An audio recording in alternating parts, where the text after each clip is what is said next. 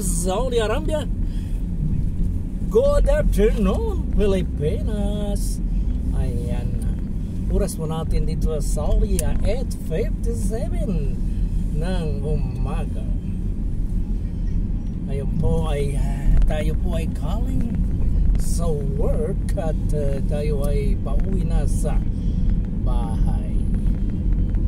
So, habang tayo ay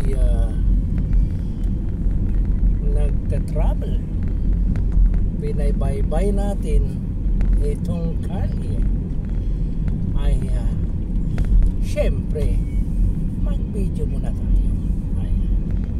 At ngayon kasama ko ang aking jowa pala aking Mrs. Ayun. Ay mga kapidiem,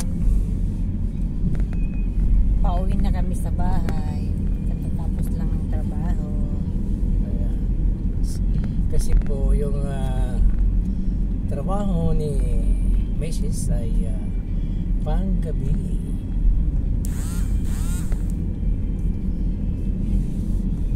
Kaya pang umaga naman ang uwi sa bahay. Umaga naman ang tulog. At pagdating sa bahay ay syempre maggagahan muna, gagawa ng breakfast, manood ng TV, ayan. At ayun, pag may linilinis, may linalaban, laba muna bago magpahinga. Ganyan kami everyday. Ganito sa Riyadh ay sa abroad. Sa abroad kasi dapat madiskarte ka, di ba? Para pagdating sa weekend, halimbawa from Saturday to Thursday, lahat ng gawain sa bahay ay dapat accomplish. And then sa weekend, pwede tayong gumala, di ba? Punta tayo sa park, ganon. Pasyal tayo doon sa mga pasyalan, punta tayo ng mall, ganon. So, ganon dito sa Saudi Arabia. Pag walang pera, wala pang sahod, na lang sa bahay. Sa bahay o mag-park ka, huwag muna sa mall. Ayan.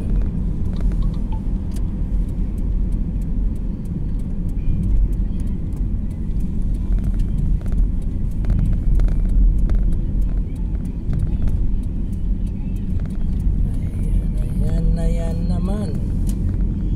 Actually, itong daanan sa amin ay kung doon ka dadaan sa Malik Fahad, matraffic.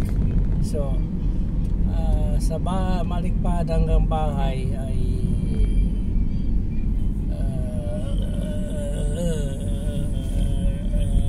katakatakaw.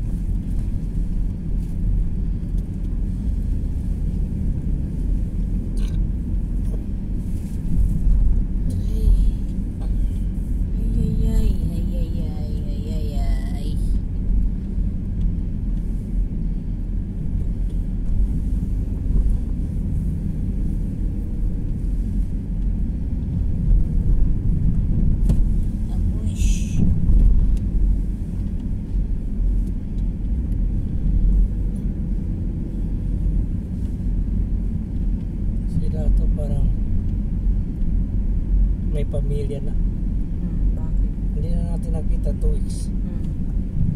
Nakakamiss din.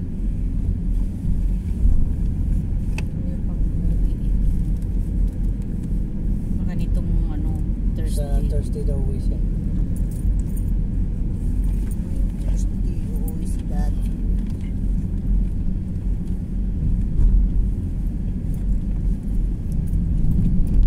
Ay, naks naman.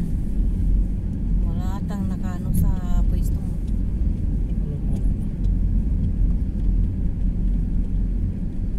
Parang mayroong umipal. Bakit iba ang ano niya? Doon nakaharap. Bahala siya. Ang importante dito ko. Tapos, Pinakit pa yung ano. siyempre, wala na siya maparkyan na. Nakita ko yung kagabi. Ay, hindi pa nakaalis yan. Dati Hindi, yan dyan. yung parkingan na yan, gusto ko magparking kagabi. Kaso hindi kasi sa sakyan ko. Ganun ba? So, Yes.